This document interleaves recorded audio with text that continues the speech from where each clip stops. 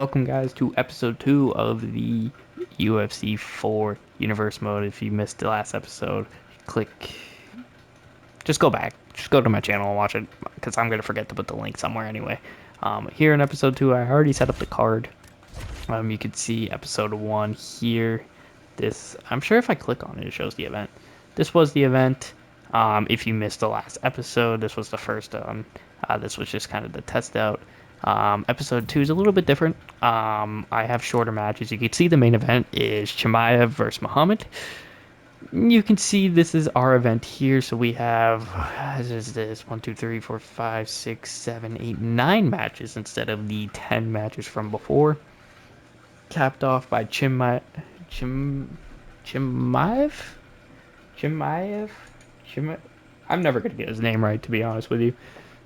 But capped off by Chimaev, who is the 4th ranked welterweight, against Belal Muhammad, the 3rd ranked. I think this is probably the best matchup to determine who faces Leon Edwards next. So this is the matchup I'm going to do. Winner goes on to take on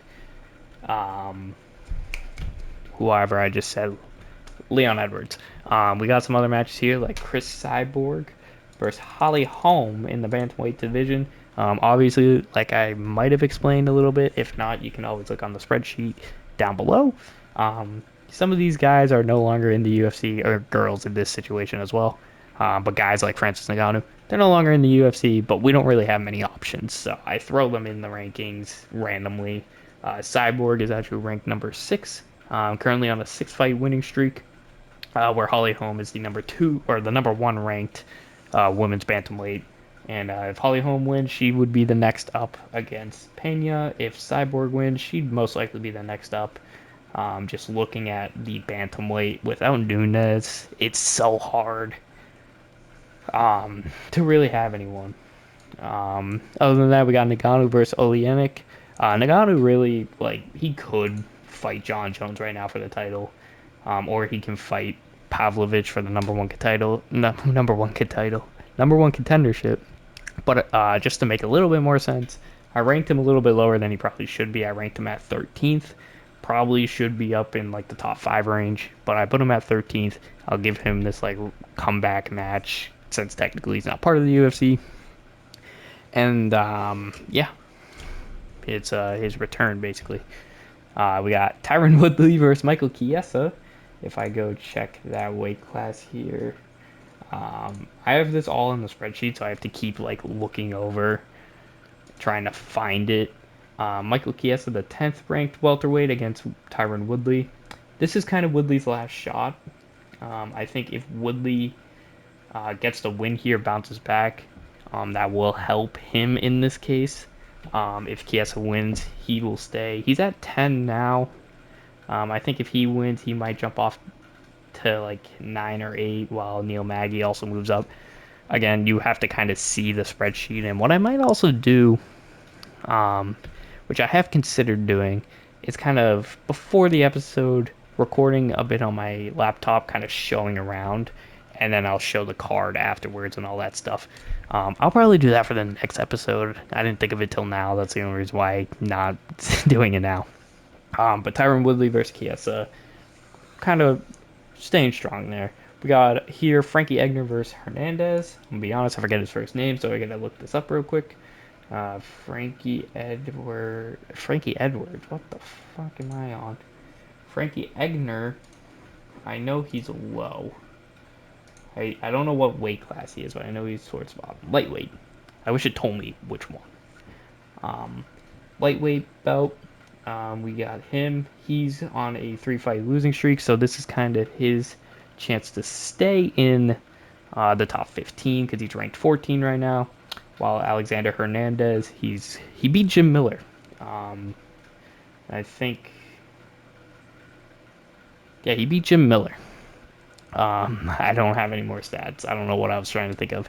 He beat Jim Miller. I feel like if he beats Egner, he can at least crack the top 15, because the bottom of the top 15 is pretty bad. Streak wise, I mean, you have Habib up there, which again, I know he's not really fighting anymore, but we're gonna have to make him at this point. But we got like Habib, Conor McGregor's, who's technically on a 2-fight losing streak, same with Paul Felder, who again I also don't think is fighting anymore, but he is here. And then Frankie Agner's on a 3-fight losing streak, so Frankie drops down to a 4-fight losing streak. He's kind of out of the top 15. McGregor's too big of a name. But yeah, that's how that is. Um, Flyweight. If you look at this at all, you'll see that this Fisher guy, who is actually Breeze Fisher, I don't know why my creator guy's name is Breeze Fisher, could not tell you. Um, he's actually ranked number 15, and he's never had a match before. That is because Flyweight has absolutely no one in their weight class. I have everyone in the weight class on here, and there's only 14 people. So Breeze Fisher is the 15th person in the weight class. I am going to eventually just create more people with random names and have them maybe even have custom fan made people, because I can't have just a 15-person division. Same with the women. Then we go to the undercard, where the first one is good old Paddy Pimblett. I forgot to put him in the spreadsheet here, so his name has no stats on it because I did not look up his stats yet. But Paddy Pimblett will be taking on Evan Dunham. Dunham's on a 3-fight losing streak. This could be a way to bounce back and maybe even get a fight for the top 15 or just get back into it. Paddy Pimblett, of course, is Paddy motherfucking Pimblett. Who cares? Shogun Rua. It's a light heavyweight bout here. Shogun Rua on a 3-fight losing streak, taking on Serkanov, who's on a 4-fight losing streak. So this is kind of just a someone needs to break their losing streak type thing, while someone will try to fight another day. And then we have the women's, I think this is strawweight, Herrig on a 4-fight losing streak against Cavillo on a 5-fight losing streak. A lot of these guys and girls, most of the undercards really not going to be too many things. Like you could see, none of them are fighting for a top 15 spot. None of these guys are. In the undercard, I'm talking. That's just how it's going to be in some shows. Like, this show is not going to be like last show where it's Volkanovski versus... Consider this episode kind of like the fight nights, where it's like, yeah, there's going to be big matches and big names, but not always. Like, it's not going to have 3 title fights in it. Now, there will be some shows that do have some, like 2 or 3 title fights. But this is not one of those shows. So this one might end up being a shorter episode, because it might, like, I'm going to go through the highlights of all the shows unless it's the main event or a major card. And at this point, like, it's only the main event where I'm going to be playing the full match. And it might actually take 5 rounds because they are both wrestlers. Anyway, we're going to go to the match number 1, which is good old Felice Herrig, who's 14-10 on a 4-fight losing streak, going up against Cynthia Cavillo, who is 9-6-1 here in the UFC Apex. So let's hop into this fight. Let's see some highlights or just the finish, depending on how boring the match goes. But let's take a look. But the final 20 seconds here, looks like Cavillo is going to look to keep position. I definitely think she has round 1. Don't know if I'm showing any of it. Maybe I'll show like a takedown. But I definitely think Cavillo got round 1 here. So let's see how round 2 goes. Ooh, stun here by Herrig. Covered quickly by Cavillo, and then Herrig goes for the takedown. I gotta take the tips off before either the next round or the next fight. Ooh, takedown by Cavillo. These tips are getting mad annoying.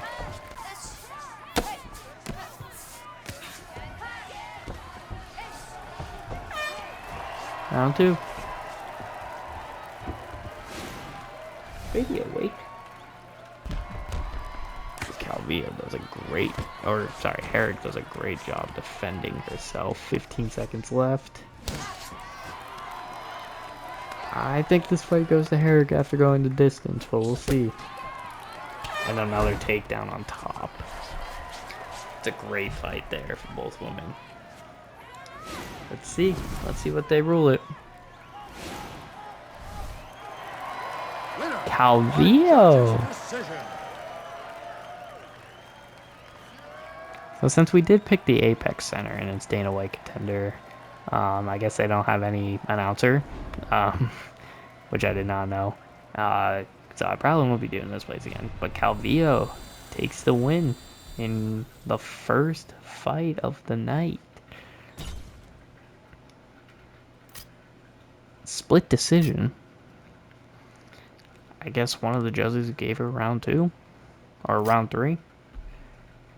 Round 2, there's no way she could have won round 2. And she must have run round 1. Alright. Well, she wins round 1. Or she wins match number 1. Let's see how Shogun does against Serkunov. Alright, so 2 unranked light heavyweights here. Shogun Rua, 27-14-1 on a 3-fight losing streak. Losing to Pateria last fight. Meanwhile, Serkunov 15-9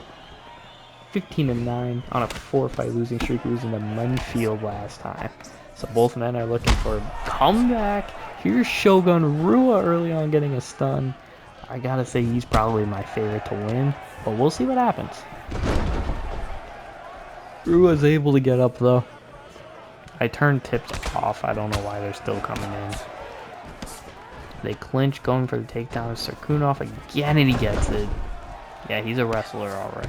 Or a jiu-jitsu, I'm not really sure. He's got the back. That's never a good sign. See if he goes for a rear naked choke. It looks like he's looking for it. Can he get it in, though? This could be huge. Rear naked choke is probably the deadliest submission in the game. Gets a strike off, but it looks like Rua might survive it. Maybe. It's very close. He gets out of it. He got out of it. And he's going to get full guard out of it. Or, yeah, he gets into full guard, top full guard. 25 seconds. Rua was definitely in a scare there.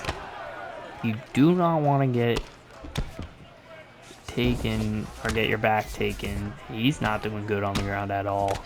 Luckily, there's only 5 seconds left in round number 1, so he doesn't deal with it too wrong. Round 1, I think at the end of the day, Rua's rock definitely helps. But maybe, I guess it could be either way. Because he did get 2 takedowns that round. What's his name again? Serkunov. He did get 2 takedowns there. And Rua got the stun. I'm going to give it to Rua round 1. We'll see, though. Oh, no. You don't want to see that. 20 seconds left. You're going to give that control time up to him. That is not... Oh, he gets right up. Never mind. Goes for the front kick. I think he was trying to see if he would go for a takedown. It's round 2. I think Serkunov definitely wins round 2. And again, he has a shot to win round 1. I still think Rua wins round 1, though. So we'll see. Round 3. Takedown attempt here. Oh, he got it. And he's going to get the slam off it. Serkunov could possibly do good here. End the round. Or end the fight. Another arm triangle look. Serkunov, he does have a much better chance here. I still don't think he's going to get enough.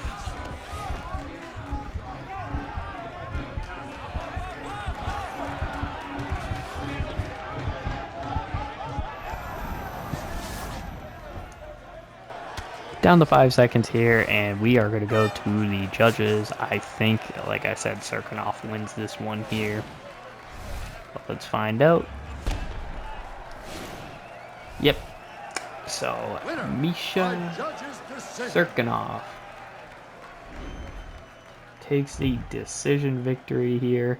I definitely think he might have lost round 1 or a unanimous decision, one or the other. But I think that stun might have gave Rua round 1. Yeah, that stun alone gave him round 1. So yeah, Rua now drops down to a 5-fight losing streak. No, 4-strike fight losing streak. which is rough. But now we get Paddy Pimblett versus Evan Dunham here in the lightweight division. Let's get on to that match. Evan Dunham here, 18-9-1, currently on a 3-fight losing streak, taking on Paddy Pimblett, who I still don't have the stats on. I'm actually gonna pull this up real quick. Paddy Pimblett. Let me pull up his stats real quick. Who is 20-3? He is on a 6-fight winning streak.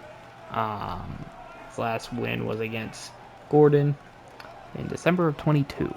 So let's see how he does here, taking on Evan Dunham. This could be huge to get him at least a chance at a top 15 fight. So this could be a good match here for Paddy Pimblett. Paddy the Baddy. 12 seconds left. Paddy gets positioning towards the end of the fight. Let's see what the judges say. I think it's Evan Dunham gets the victory. I definitely think Evan Dunham gets the victory. But let's see how they judge. All three prelims fights go the distance. And Evan Dunham snaps his 3-fight losing streak, gets the victory here. That's a big fight. Paddy Pimblett loses his big win streak as well. So the prelims are done, and now we're going to head into the main card, starting with Fisher versus Smolka. Okay, two things. One, Breeze Fisher. He's never fought in the UFC before, so he has no stats. Two, Luis Smolka, who's 27-10. Technically, he's fighting on back-to-back shows. He should not be. I didn't have many options here for the flyweight. The only other option I could have seen was Joseph Benavidez. I felt like going rank 11 right off the bat. I mean, Breeze is technically rank 15, but I felt like that was a little too much to debut. So yes, Smolka is fighting 2 fights in a row. Usually, though, if you see someone in one episode, you're not going to see them for at least like 2 or 3 episodes before you see them again. Anyway, Breeze Fisher, his debut. Yes, he's wearing a shirt because I forgot to change that. But he's wearing a shirt. He'll be taking on Luis Smolka.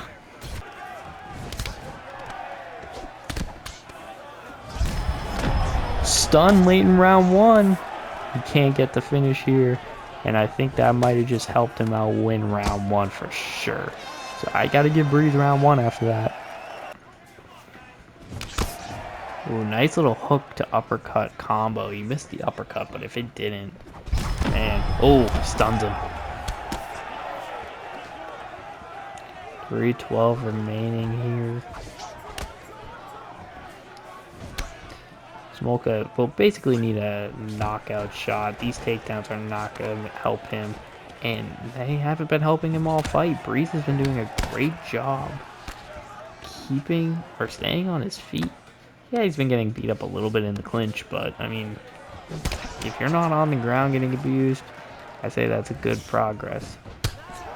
Too upset if he doesn't get it. He knocks him down with the head kick straight combo.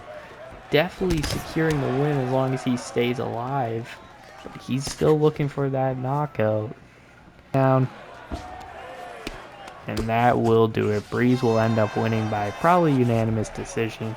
Smolka drops his 4th fight in a row and basically becomes the bottom of the division after that. Breeze 1-0, already beat Smolka. I gotta say, he's probably on his way. On his way up. We'll take a look at the stats real quick before we head into the Frankie Edgar and Alexander Hernandez fight. Look at the amount. 2 for 15 on takedowns. So Luis Smolka did get a takedown, but UD 133 strikes to 98. Good fight there for the young year. Let's get into the next fight. Number 13 ranked 14th ranked lightweight Frankie Edgar takes on Alexander Hernandez. Alexander Hernandez not ranked. He is 14-6 in his MMA career. Currently on a 1-fight winning streak against Jim Miller, which he won by unanimous decision. Meanwhile, Frankie Edgar, he is 20 3-11 with 1 no contest. 3-fight losing streak of losing his last fight to Gutierrez by knockout or TKO. This could help him get back on track and stay in the top 15, or Hernandez will jump into the top 15, taking basically over his spot. We'll see what happens though. Fucker fighter. So I think he gets the edge over Hernandez, but Hernandez is coming off a win, so we'll see what happens. Wow. Just like that, Hernandez uppercut, hook, stops the Egner takedown. I might win him round 1 alone. We'll see what happens.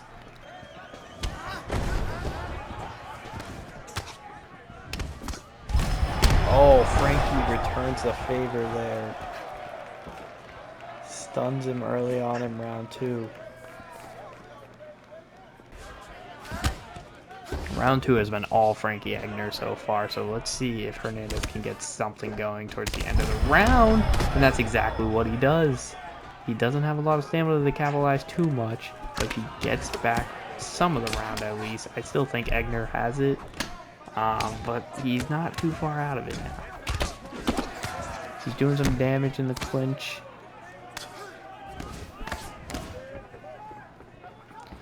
I'm still going to give that round to Frankie Egner, though. He does get part of the round back, so if he has a good round 3, I still think he wins the fight.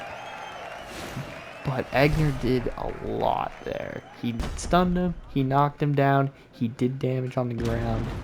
But that stun late in the round definitely helped. See how round 3 goes.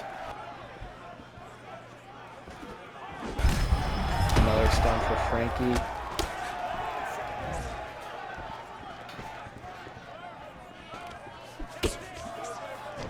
Going for a takedown, gets denied.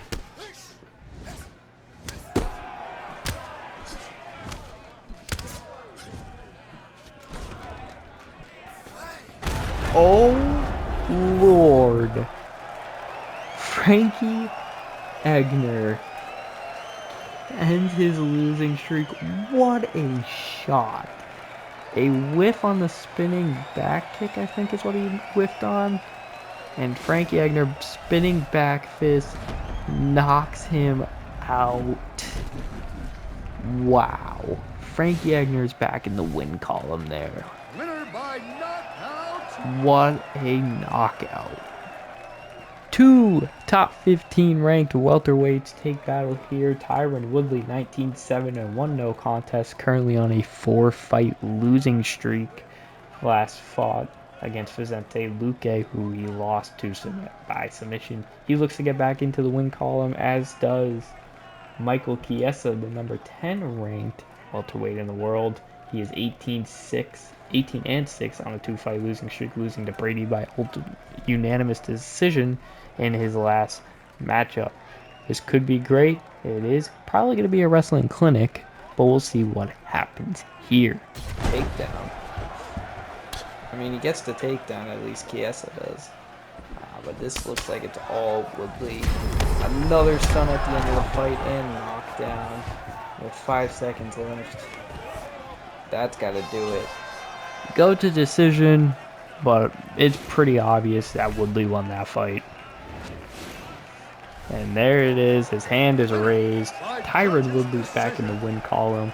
Probably going to move up in the rankings as well. Maybe just straight up take over Chiesa's spot too. They might just swap spots after that. Great fight for both men. Definitely a Woodley win though. As we will take a look at the stats. He outstruck him, knocked him down. That was a pretty good fight. But yeah, we're on to the next match now. Francis Ngannou's back, baby. He's ranked 13th. He's 17-3. Obviously, he was the world champion, so he really should not be ranked 13. But, you know, he decided to leave. That's what you get. 17 wins, 3 losses on a 6-fight winning streak. Last fought against Francis Ngannou, who... Well, no. Serial gone. He is Francis Ngannou. Where he kind of just took him to the ground and bullied him there. Which was very impressive. He's taking on good old Aleksei Oleinik. Why not have your first fight back be against a man who has had 78 bouts Yeah, you heard that right. 60 wins, 17 losses, only one no contest. His last match is a losing effort by unanimous decision to Erie. I don't know the guy's first name. Latifi.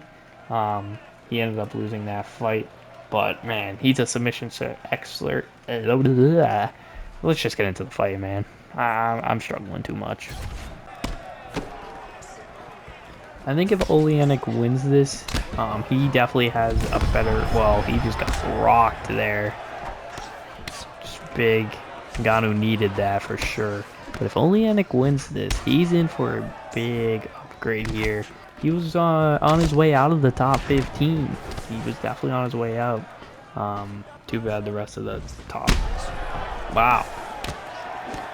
So facing someone who should be top 5 in his division and beating him in his first match back, that could be huge. We'll see what happens though. Ngannou has round 2 so far, but he gets him onto the ground. We'll see what happens. With about 40 seconds left, let's see if he can get anything going here. Yeah, he got rocked. That is not good. He needs to stop going for these kicks. He's just gotta fight, man. You have the punch power against him. You need to use it. 5 seconds remaining. He can't get taken down again. Taken down at the very end of the round. Now I still think Ngannou wins round 2, but it's gonna be a lot tougher to give him the guarantee round 2 win. I can't do that. Stunned. 40 seconds left. This could be huge.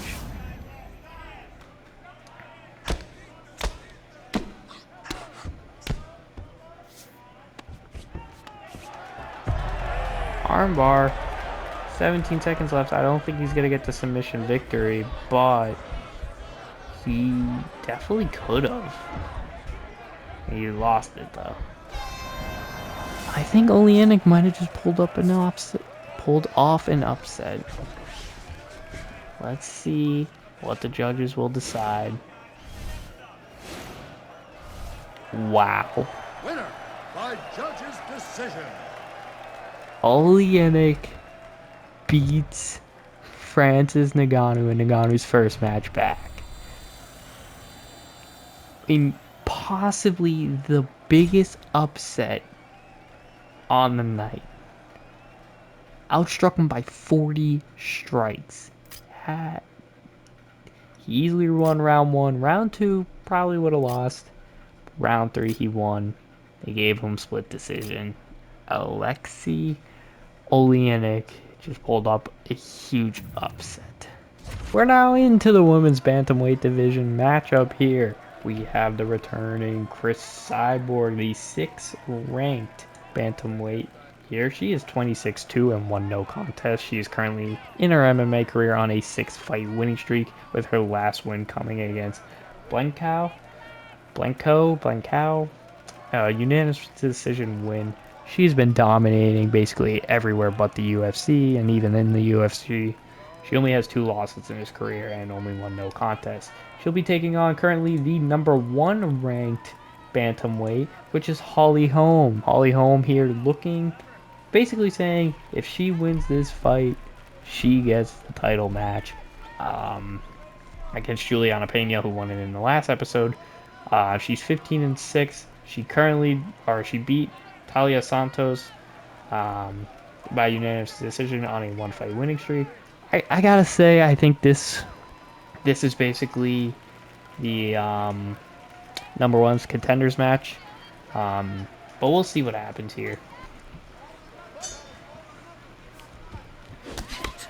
Now I am not gonna play show the entire match here for these two, and it is only a 3-round fight and not a 5-round fight. That is just because it's because I forgot to make it a 5-round fight. But either way, I was rocked early there, knocked Cyborg down with a roundhouse. There's one thing Holly Holm should know. is that she can pull up an upset. I mean, she did it against Ronda Rousey. Now she has a chance against Chris Cyborg. Has a second knockdown here. But yeah, I was just going to show highlights here of this match because I didn't really think of the implications. I knew I was going to probably make it a 5-round fight, but it didn't matter. Holly Holm knocks out Chris Cyborg in a minute and a half. Wow. I didn't even get to finish speaking.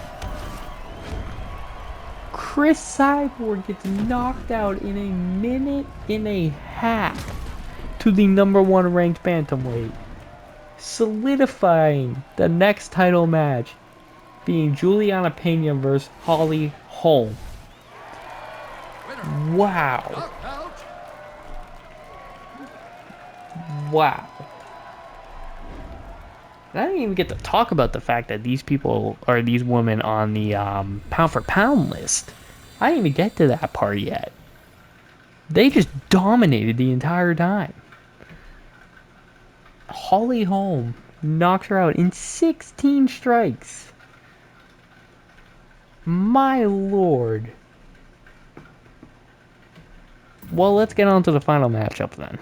Welterweight #1 contenders match. Khamzat Chimaev versus Belal Muhammad, the number 4 ranked welterweight versus the number 3 ranked. Both these guys have the second and third longest winning streak in the division. Only Rakhmonov has a longer one. But I feel like they're both ranked higher. I think this is the fight to determine who faces Leon Edwards next. And I think Rakhmonov probably has 1, maybe 2 more matches in between. But yeah, last fight for Muhammad was against Gilbert Burns, which he won by unanimous decision. Which of course Chimaev also beat up on Gilbert Burns, but his last fight was a submission win against Kevin Holland. Let's see who wins this match. I made it 5 rounds, of course, because of the #1 contenders match. Clinch early for Chimaev. And I don't know, man. I don't really know. Now, neither of these men do make the pound for pound list. The pound for pound list is just too stacked for either of them right now. It's an early takedown here for Chimaev. And going straight for a submission. I don't think he gets it at all. Chimaev's in a crucifix. Oh, he denied it. We're not going to get a strike, though. He went to north-south to get a submission.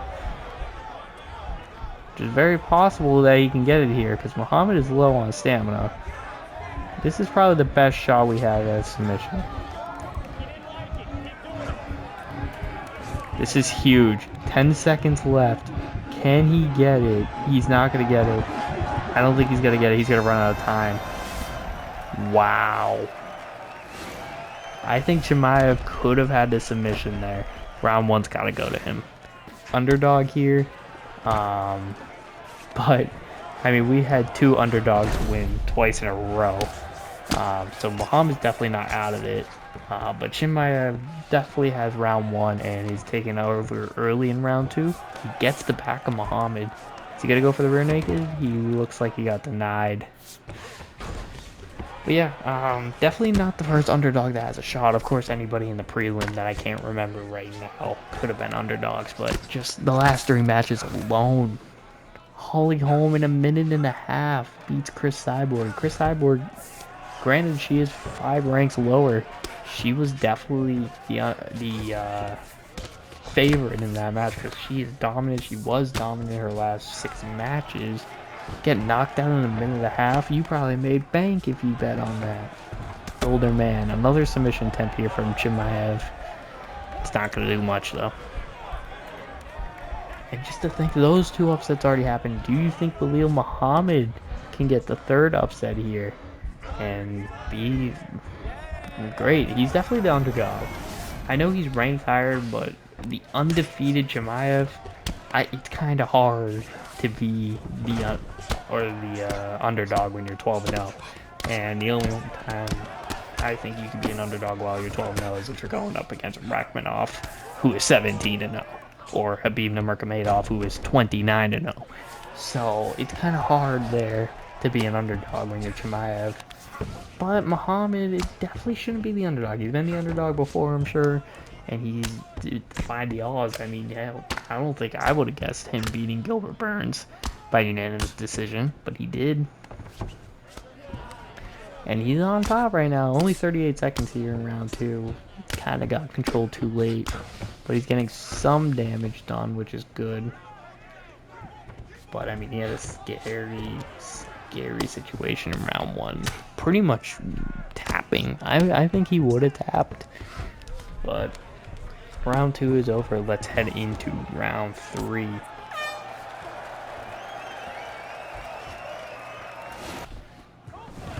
Chimaev goes for his own takedown, and he's gonna get it. He's gonna get a slam down. Huge there for Chimaev. 350 remaining here.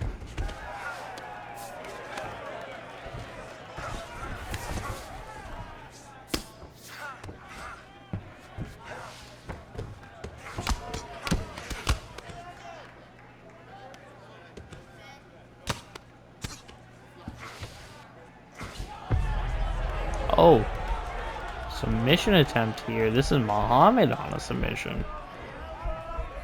I don't think it's going to work. It looks like Chimaev's going to get out of it pretty easily. And he looks like he is, yeah. Main event. And thank God I made it 8 because I'm dying here. Minute 30 left. Muhammad has position again. Could be huge. Get some strikes off. He gets in the crucifix. Can you get it? We got a striking crucifix. Clip it. First 2 strikes I've ever seen an AI throw out a crucifix. Chimaev gets up pretty easily. They're just holding each other. Look at fucking Belil's eyes. Oh my god. He's just waiting. And good play there by Chimaev. There ain't no way the AI just hit the knee, elbow, fucking cheese right now. Now both men have gone to war with Gilbert Burns. Good takedown there by Chimaev. He might have just won the round with that. That'd be his second takedown of the round. I think he wins round 3, so I think Chimaev has a strong case to have already won the fight here by decision. Think about this style against Leon Edwards. There's only almost one thing that's guaranteed. What a transition to a judo throw there for Muhammad. Excuse me. But there's one thing that's guaranteed against Leon Edwards with these guys. They are not going to win the stand-up game against Leon Edwards. So this wrestling is what you're going to see against Leon Edwards. That is what they're going to try to do. Because they are not going to win the stand-up against Leon Edwards. And they will probably dominate the ground game against him. And I think this is a great... See who's the better wrestler. Now, I do think... There's a shot that Usman... Oh, here we go. Rear naked choke here. Could this be the end? Round 4 submission for Chimaev. Looks like he has a shot. There's a big shot that he gets this submission out. Remember, he probably should have won by submission after round 1, or in round 1, but he ran out of time. Can he get it with the rear naked choke? Belil just gets out of it. Second near finish there for Chimaev.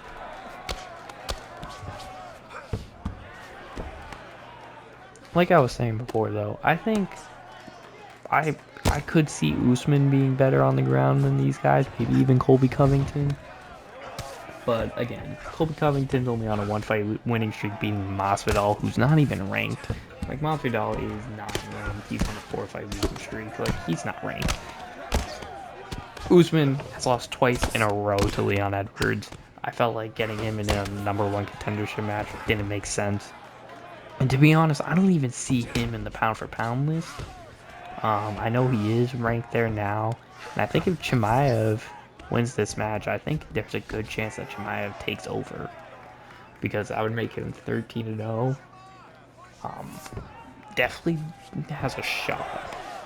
Belal Muhammad, though, is on top here. I don't think Belal Muhammad would get into the top of the pound-for-pound list, but Chimaev, I definitely think, has a shot. And I think Holly Holm even has a shot for the women's. I think she has a chance to go up. But 13 seconds left. I definitely could say this is a 2-2 fight right now. I could see this as a 2-2 fight right now. I think it's either 3-1 Chimaev or a 2-2 tie right now, going into round 5, which could be a crucial round. See what happens. Welterweights, but we don't have many that are... Ooh, stun there from Chimaev. Let me shut up about CM Punk and talk about the fight. How about that? Another! He gets the knockdown. This could be huge. Chimaev probably just wins the fight right there. Takes him down with the throwdown. And now has top control on the ground. He could get a submission right here. He's not going to. He's going to look to take the back. And he does. He's going to go for a rear naked choke. No. But he gets top mount, and now he's getting some strikes. This could be over. Could be over. It is. Khamzat Chimaev. Ground and pound finish in round 5. And he will be going on against Leon Edwards as an undefeated fighter. 13-0 he moves up to. Wow. What a fight. What a fight. And there's a good chance that moves him to the #1 ranked welterweight as well. What a fight. Both these guys did amazing. I mean, Belal did very good. I definitely think that could be fight of the night. I don't think that'd be knockout. I think Holly Holm gets knockout of the night. There's no submission of the night, so it doesn't matter there. Well, let's take a look here at both the stats and the card. Does not get fight of the night, which makes sense. They labeled it 39-37, so that is 1 round for Belal. So it'd be 10-9, it'd be 20, 19-19, 29-28, and then 38. So yeah, it looks like 1 round was for Belal, and my guess was round 4. Maybe, I don't know. Fight of the night goes to Tyron Woodley and Chiesa. Woodley had a great match. He wins. Knockout of the night, of course. There's only 3 options. There is no way like you can give it to someone who didn't get a knockout in 1 minute and 27 seconds of basically a title fight, like a #1 contendership for a title fight. I gotta say, the biggest upset, it's gotta be Oleanic against Ngannou. So this is recorded, by the way, at 4 o'clock in the morning. 4 o'clock in the morning on, where's my phone? There it is. Monday, July 3rd. So I'll save the clip. I'm gonna go to bed. Whenever I wake up tomorrow, I'll edit it and upload it. Probably update the spreadsheet the next day. Maybe once it's uploaded, I'll just do it like an hour later or something. I don't know. But yeah, I still gotta go through or rewatch episode 1 as well, because I don't think I have all of episodes 1 stuff done on this spreadsheet anyway. Guys, thank you all for watching. Hope you guys are enjoying this, and until next time, I'll talk to y'all later. I'm out. Peace.